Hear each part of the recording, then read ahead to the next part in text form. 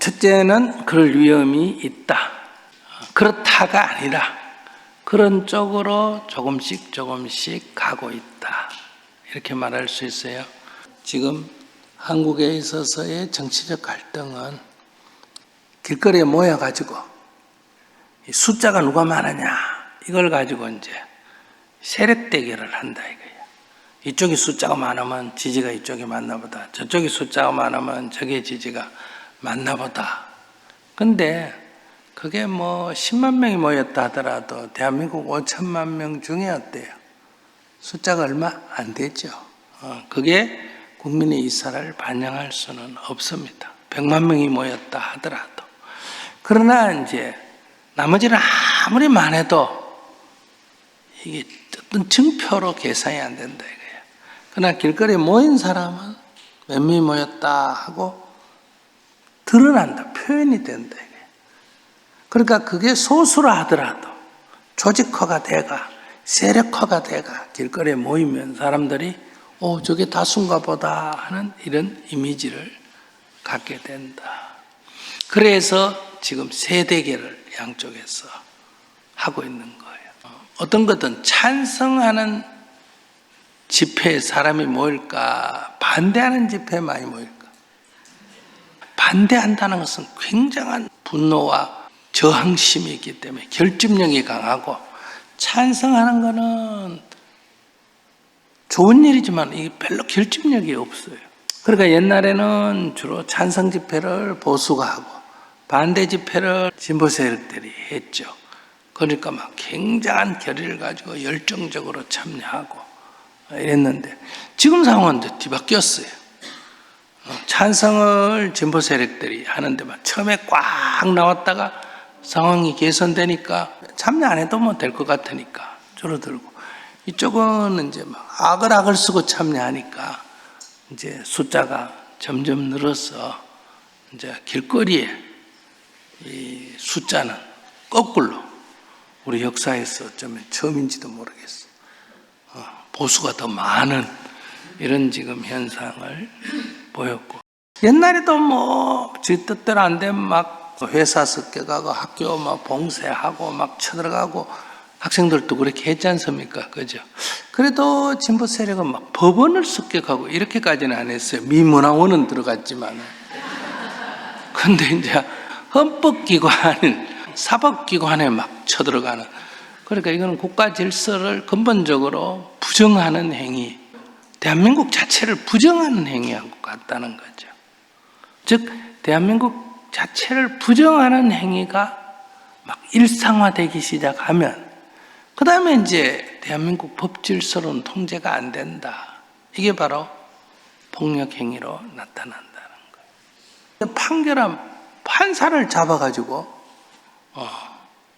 해치려고 하는 이런 행위까지 간다는 것은 이제 테러 쪽으로 점점 가고 있다. 이렇게 말할 수가 있습니다.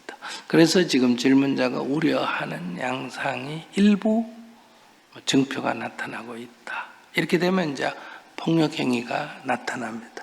뭐 그 사람을 칼로 찌르든지 뭘 갖다 붙든지 죽이든지 이제 이런 흥분하게 되면 이런 행위가 나타나죠. 그러니까 지금까지 타인을 해치는 쪽으로는 거의 안 갔어요.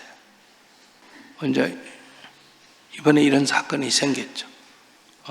정신질환이 타인을 해치는 걸로, 그것도 뭐 어린아이까지 해치는 이런 무차별 시작이라고 볼 수 있죠.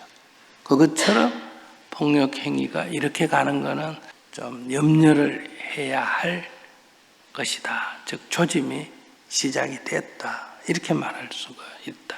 그러나 자기가 말한 대로 파시즘까지 가는 데는 좀 시간이 많이 걸려요. 거리가 멀어. 이렇게 가면 거기까지 갈 수 있다 이 말은 맞는데 벌써 거기까지 갔다고 생각하고 걱정하는 거는 조금 지나치지 않을까 이렇게 생각합니다. 미국에서 지금 트럼프이즘이라고 하는 현상도 일종의 파시즘 현상에 좀 비슷한 면이 있죠. 그러나 우리가 지금까지 형성된 민주주의적인 그런 토대가 막 그렇게까지는 가지 않지만 중간쯤은 갈 위험이 있다. 이게 지금 전 세계적으로 나타나는 현상입니다. 미국에서도 나타나고 있고, 독재나라가 아니고 왕이 아니고 민주주의의 토대 위에 이런 강성 지지자가 나타나고 그것이 다수 표를 얻어서 독재를 하는, 이게 이제 파시즘이죠. 히틀러도 다 선거해가 이렇게 열광적인 지지를 받고 등장을 했거든요. 그럴 위험이 어느 정도 조짐이 있다.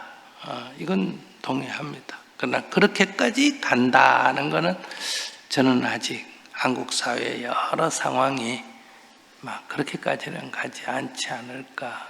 두 번째는 그렇게 안 가도록 어때요? 우리가 노력을 해야 된다. 탄핵을 하면 이제 이 반대 세력들이 막 폭력적으로 나오고 난리가 날 거고, 탄핵을 안 하게 되면 더 큰 문제가 발생해서 한국 사회가 엄청난 혼란에 빠질 거다. 그러니까 이 두 가지를 조금이라도 그래도 좀 완화시키려면 어때요? 윤석열 대통령이 사표를 낸다. 이렇게 되면 어때요? 이게 좀 약해진다. 이렇게 볼 수 있겠죠. 내가 생각할 때는 그래도 한 나라의 지도자가 나라와 국민을 걱정한다면 누가 옳고 그르고를 떠났어. 지금 사회가 이렇게 혼란스럽다면 내가 작은 어떤 결정을 내서 이걸 조금 완화시킨다. 이렇게 할 수도 있지 않을까. 저는 어쨌든 완화를 시키려면 이렇게 해야 된다. 또 선거가 돼가 대통령이 선출될 때 이쪽이 되든 저쪽이 되든 누가 돼도 상대가 승복을 안 할 확률이 지금은 매우 높습니다. 그러니까 계속 데모를 하고 반대를 할 거다 이런 얘기. 이럴 때도 헌법을 좀 개정을 해서 대통령 권력 구조를 바꿔서 대통령의 권한이 조금 적어지고 총리와 내각 권한이 커져서 장관들이 좀 책임 있게 행정을 하도록 하고 잘못하면 책임을 지고 또 내각의 수반인 이 총리를 국회에서 선출하도록 하고 이렇게 조금 변하면 어때요? 이 대통령이 꼭 안 돼도 의회의 다수당만 되면 국정을 운영할 수가 있다. 이렇게 되면 조금 사생결단하는 데서는 조금 완화될 수도 있지 않느냐. 그래서 정말 우리가 국가와 국민을 생각한다면 이런 권력구조의 재편, 즉 헌법 개정을 해야 되는데 항상 제가 이렇게 조언들을 해보면 권력이 눈앞에 오면 잘 안 돼요. 멀어지면 다 동의를 해요. 이런 문제가 현실이에요. 좋고 나쁘고가 아니고 어느 당의 문제도 아니고, 그런데 우리는 앞에 거는 대통령이 사퇴함으로 해서 좀 이 갈등을 완화할 수 있고 미래의 갈등은 권력 구조를 개편함으로 해서 좀 갈등을 완화시킬 수가 있고, 이런 대책을 좀 마련한다면 좋지 않을까. 길이 없는 건 아니에요.